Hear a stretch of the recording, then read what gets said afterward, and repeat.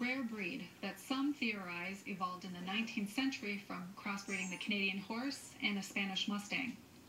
Once thought virtually extinct, the breed is making a comeback through the dedicated efforts by individuals and organizations.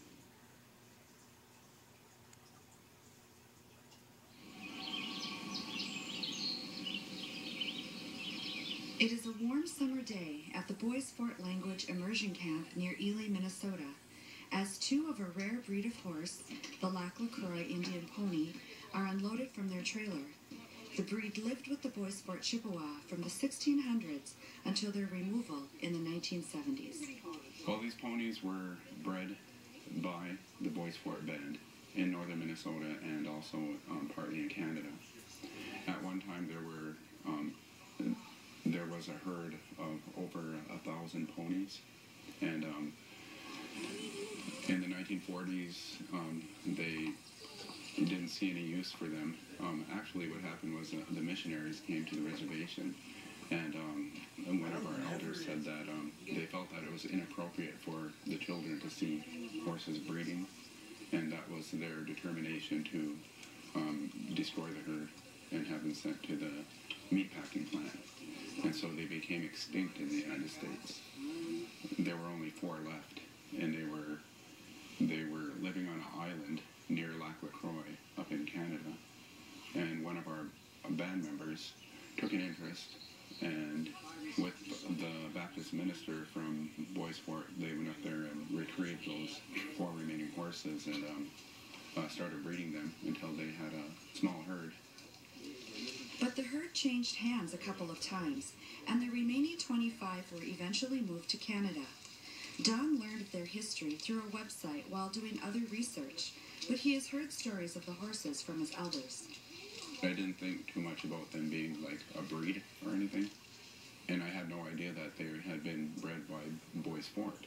And so it wasn't until I actually went onto that website and started reading the history, I noticed that they were bred by Bois Forte, and I also read that they had done DNA research on these horses, and so through determination of DNA analysis, they determined that they were a separate breed, that they had been, bred long enough by Bois Forte that they had developed into their own breed of horse.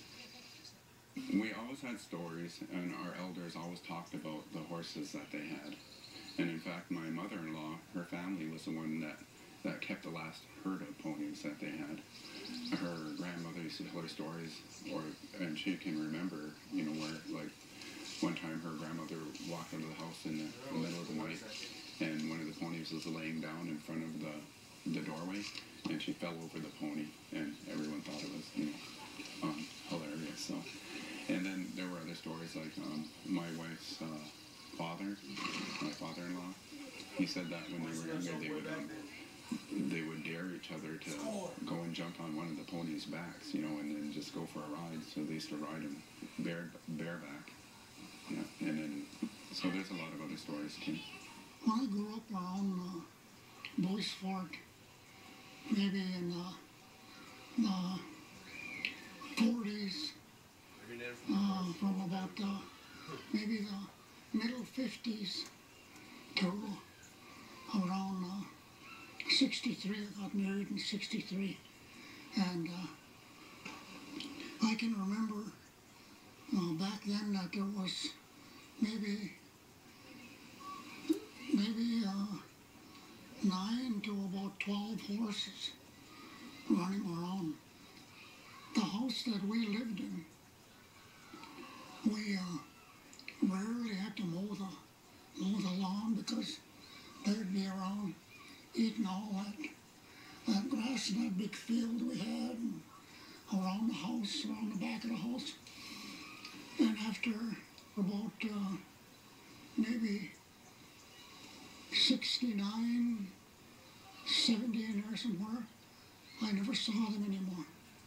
So I don't know until about 4 years ago when I heard about that one out, heard about a couple of them out on Good Skies Field that were running wild out there. Then I thought, that's where they must have went. You gotta keep on the body language all the time.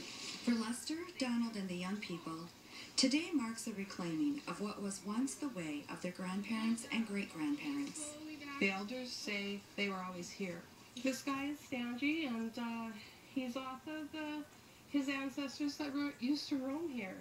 So the circle has come back, and Stangy's come back to where his ancestors used to roam. And people understood the horses then and the importance of them. There's only 2 bloodlines of these horses in the world, and we have the 2 bloodlines.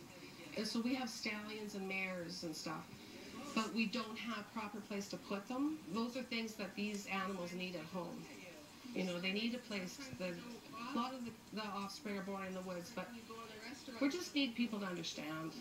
These guys are the rarest, critically, I'm sure, endangered breed in the world, or animal in the world. And nobody knows about them. My nephew was one of the youth that came up there to, one of the teens who went to meet the horses, and he said that his name was Misko Gobble. And he said in the dream, when he was given his name by one of our elders, that they dreamt that something about a red pony. And so while he was telling us this, we were standing, around a snowshoes ranch. We were standing by the fence, and she said, "Well, one of our ponies doesn't have a name," she said. And just at that moment, a red pony ran out of the barn, and that was a pony that they couldn't think of a name for. And it was a red pony, just like my nephew's name. But these horses are recognized in Canada as the Lac La Croix Indian Pony. That's their official name. And they're listed under the rare breeds of Canada. So they are considered a rare breed of horse. Well, at first I felt sad or regret, that no one knew, it was a part of a culture that had been completely lost. None of our band members even knew that they were their own breed of horse. And so, that was something that, I felt was sort of robbed from us. Hopefully, at some point, we can find some funding and repatriate our horses, our ponies, because they belong with us. And I think there's a spiritual connection there. Oh, for bees?